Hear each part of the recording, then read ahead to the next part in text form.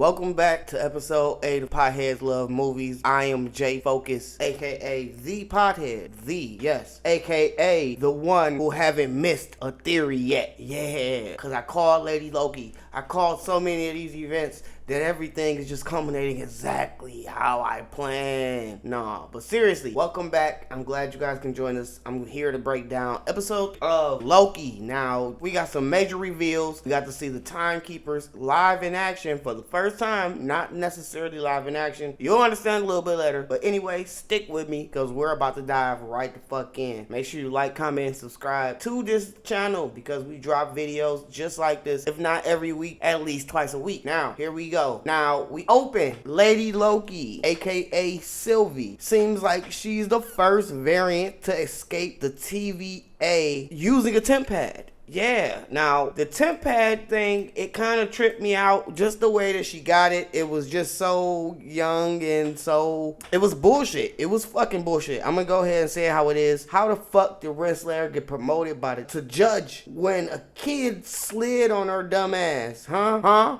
Don't nobody want to explain that part of it. Disney, clunky writing. Anyway, we see a long-haired man with a beard is seen being dragged off as Sylvie is escorted through the TVA the way that Loki was, and it happens that he's a variant. Yeah, we see him later on. We see him later in life working for the man, I mean the TVA. Obviously, pre-electroshock time collar, obviously, because little Sylvie doesn't have one of those on, and that's one of the reasons she's able to escape so easily. So, after a touching moment of possible Loki on Loki action, two portals open as the biggest pieces of lament come crashing down into the moon. Now, Loki gets tossed into a time cell, is what it's referred to, and promptly relives the memory of Sif beating his ass Groundhog Day style. Yeah, that shit just keeps happening over and over and over again. Obviously, it's some sort of holding cell for somebody that just needs to learn a different way. Now, Mobius attempts to get Renslayer and the others to let him speak with Sylvie and admit telling him he's been lied. Yeah, it's all a fucking thing.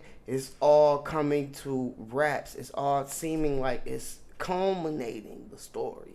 We are on episode 4. It's only 6 episodes this season. And let's continue. After about the 17th ass whooping, Loki breaks down to Sif about narcissism and fear of being alone. His fear at that. And however, she doesn't fucking budge, and Mobius is prepared for the interrogation shortly after this. Now, after a threat of some more quality time loop with Sif, Loki falsely admits to being the orchestrator of the Nexus event. He calls Sylvie the pawn, and Mobius immediately calls his bluff by saying she's been pruned. Now, you can see the look on Loki's face, the way that he just obviously believes it, and it's like almost negligent to his character because it just doesn't seem like Loki's the type of character throughout his entire being. This is the guy that faked his own death, you know what I'm saying, to his family. So this is, I just don't see this type of behavior coming from Loki. It is obviously some character growth going on. Who knows? Eventually, another Loki breakdown as he confesses the harsh reality of what I'm coming to call variancy. Yeah, I just made that up just now. Anyway, Hunter B-15 enters the room that Sylvie is being held in and leads her through one of the portals. Now, Renslayer slaps an ex-party motion of state execution on the couch for Mobius to sign, and he brings up Hunter C-20, which makes a shady acting Renslayer respond with what he wanted to hear. She didn't tell him much of anything. She just kind of gave him the runaround. Hey man, this is how it is. This is how it's always going to be, man. We're friends, right? We should stay friends. We should stay cool. We're tight. That shit was okay. It is what it is. I knew I was catching on to her bullshit. Now, it seems like Renslayer obviously doesn't truly know what's going on in the grand scheme of things. She acts like Loki did when he admitted that he was the ringleader with Sylvie in that whole grand scheme of things. So, I think that she's definitely lying somewhere here. I don't even think she knows anything about anything, for the matter. But B-15 eventually questions Sylvie and gets the goods as she pumps her brain with that sweet memory juice. Yeah. If she saw her past life in the Lovecraft country, I don't think she would have been so happy about it. I mean, I don't know. Anyway, Mobius unearths the ever so, I guess the ever so true proof of variancy using the interrogation of Hunter C20 from Renslayer's temp pad that he nabbed while he was in her office. Now, yeah, that was a real quick scene, real fast,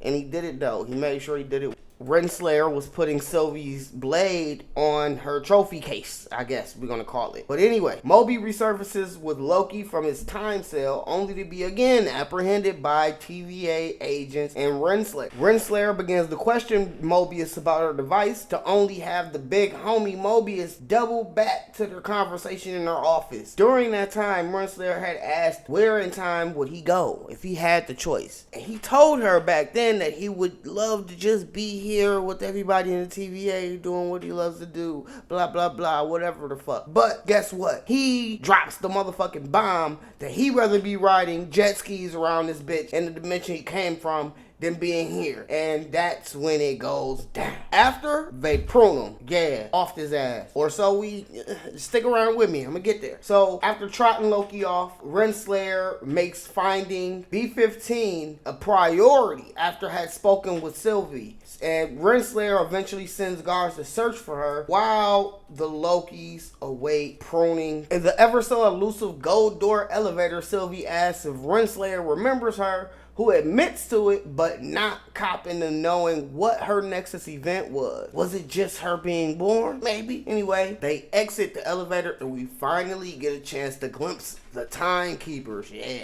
Just chilling in a mad, magical looking room. And this room seems like it was inspired by Relativity, a painting by MC Escher. Yeah. That nigga had bars. No, I'm just kidding. He didn't. Super meta, to say the least. Anyway, Loki and Sylvie chop it up with the timekeepers until B-15 shut off Loki and Sylvie's collars and toss Sylvie her blade that Renslayer claimed for her trophy earlier on. Now, after this, we come to an action-packed fight scene. Boom, pam, bing, bow. You've seen one of these before. Anyway, then Sylvie chucks her blade like a Kung Lao fatality.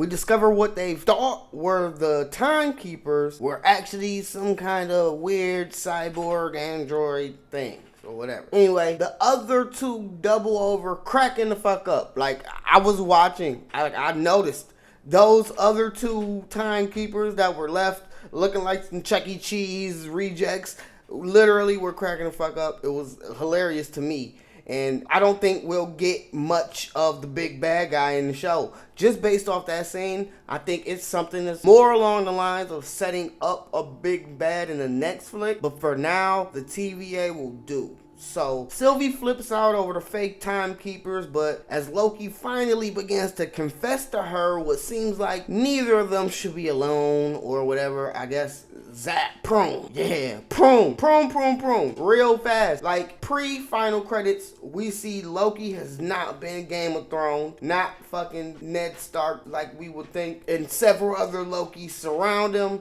in what seems like a version of New York City if the Avengers took that Thanos L. Yeah, so that's the whole thing here. We get to see old man Loki from Loki's first comic book appearance, Journey into Mystery, number 85. We also see a version of Kid Loki that is holding, I'm guessing it's an alligator Loki. I looked it up. It doesn't exist in Loki canon, and I've never seen this shit before. So that's why I'm like, all right, this is cool. This is interesting. I want to see what the fuck alligator Loki is all about. Now, Black Loki over there, they list him as boastful, prideful Loki. You know, whatever. I guess we'll see what the fuck that's all about in the next episode. I'm not sure. The way that this area looks that they're in the end scene credits is because, I mean, I really think this is where we're going to actually find King Loki, where the Vote Loki saga of things would sort of begin. And I'm interested to see all of the other Lokis actually come into play here.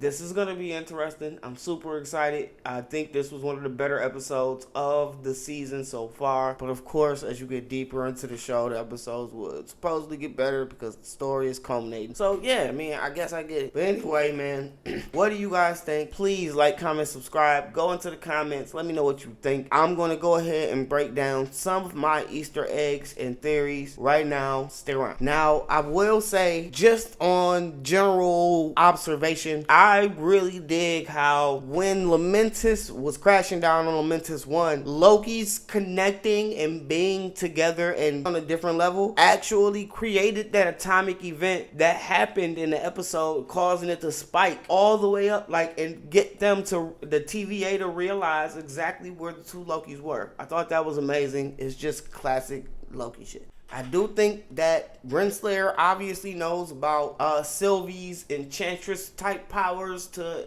enslave somebody's mind and get inside of it. I think this is one of the main reasons why Sylvie was such a key factor in somebody that they needed to capture. Not only was what she was trying to accomplish, but what she was capable of in the process. Starting the fucking revolution inside the TVA. At a point in the story when Hunter B-15 is talking to Mobius, Mobius mentions that they process people of Kree Titans, which is, you know, Thanos' folk, who are technically Eternals, and we supposed to be hearing a lot more from them a little bit later or whatnot. But he also said they hauled in vampires. Yeah, real slight nod to some motherfucking Blade shit. That's right, you guessed it, it's Blade, and it's coming. I'm pretty sure of it, man, sooner than later. What do y'all think? Let me know in the comments, I'm eager. Now, there's a big thing that we noticed once again at the end scene, which is, do people really get, like, prone melted off the face of every timeline, or do they get transported somewhere else? We see that the timekeepers are a lie. Everything's a lie. So why should we believe that these people that are being zapped are being sent back to some, you know, to non-existence?